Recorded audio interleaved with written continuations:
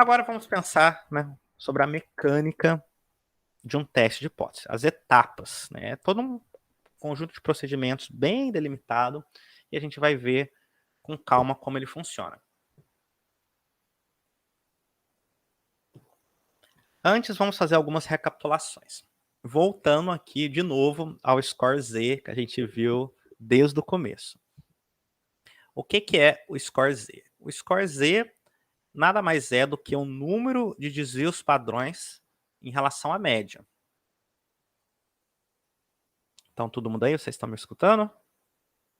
Sim, estou escutando bem. Eu Bom. caí aqui É que eu vi rapidinho. um. Tudo ok, professor. É que eu escutei um barulhinho aqui perigoso, né? Mas então, pelo jeito, não fui eu.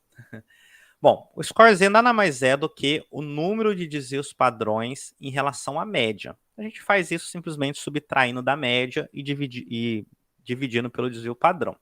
Lembrando que o score Z ele pode ser um valor positivo quando o número está acima da média ou negativo se ele estiver abaixo da média. Mas é o número de desvios padrões da média que um valor x dentro de um vetor tem.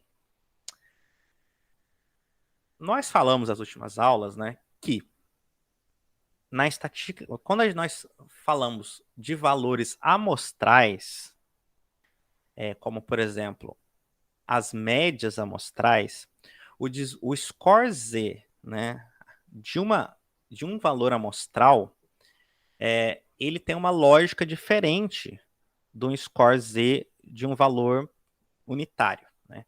Se nós estamos pegando uma estatística que está dentro de uma hipótese, nós sabemos que o desvio padrão, aqui no caso, por exemplo, da média, o desvio padrão das médias amostrais, não o desvio padrão da população, não, desvio padrão das médias amostrais, ele decai num padrão raiz de n. Tá? Por isso que nós fazemos uma versão um pouco modificada do cálculo do score Z, em que ao invés de nós dividirmos os valores aqui pelo desvio padrão populacional, nós dividimos ele pelo desvio padrão populacional sobre raiz de n. Tá? Esse aqui é o desvio padrão de uma média amostral. Não é o desvio padrão, né, da amostra. É desvio padrão da média amostral. Então, basta fazer esta pequena modificação em relação ao valor do cálculo do score Z, nós já temos aqui o desvio padrão de uma média amostral e a gente vai ver que de uma proporção amostral é quase a mesma coisa. Só que para a gente fazer esse cálculo, nós precisamos saber o valor do desvio padrão populacional, porque ele está aqui e está aqui também. E se nós não soubermos? Olha, o nosso querido lá, Student, né, o estatístico da cervejaria Heineken, nos mostrou que se nós fizermos uma pequena modificação, nós já conseguimos calcular esse valor sem saber o desvio padrão populacional. Nós podemos usar o desvio padrão amostral e também dividir por raiz de n, só que aí a diferença é que nós temos que utilizar ao invés de usar a estatística Z, nós utilizamos a estatística T, T de student. Né? Então, com essas duas diferenças, nós conseguimos calcular aqui o score T, não o Z, mas o T de uma amostra, e aí nós sabemos que aquela amostra está dentro de uma distribuição conhecida em torno dos valores populacionais. Tá bom?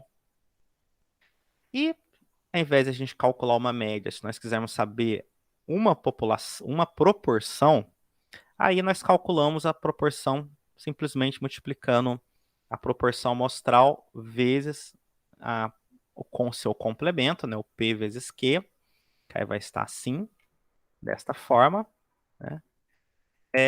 E aí o cálculo se torna muito parecido, tá bem? Aí também utilizando a estatística Z. Voltando àquilo que estava falando sobre a lógica do teste de hipóteses, né? Nós temos que estabelecer uma hipótese nula. O que é a hipótese nula? A hipótese nula é basicamente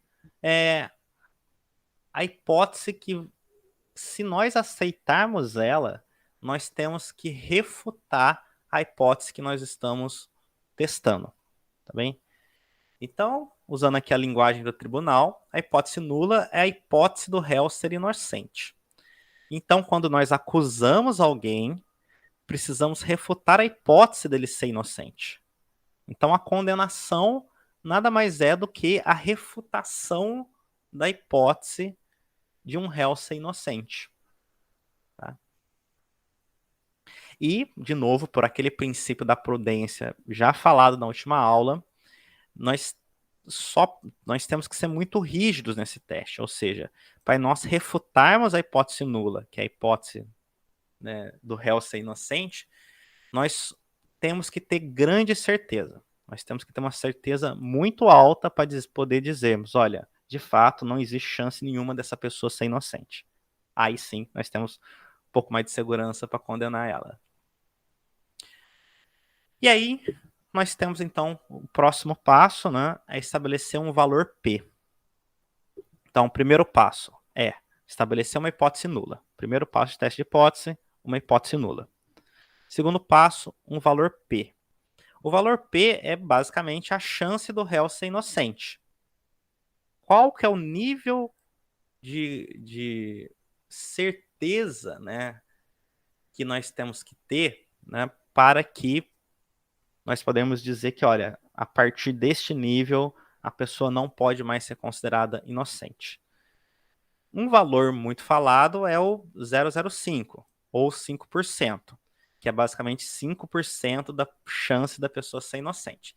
Então, se nós estabelecemos esse padrão, nós podemos dizer o seguinte, olha, se a pessoa tiver menos de 5% de chance de ser inocente, aí nós podemos dizer que ela não é inocente. Se ela tiver mais de 5%, aí nós não podemos falar nada. Mas se ela tiver 5% ou menos de chance de inocência, aí nós podemos condenar ela. Por que 5%?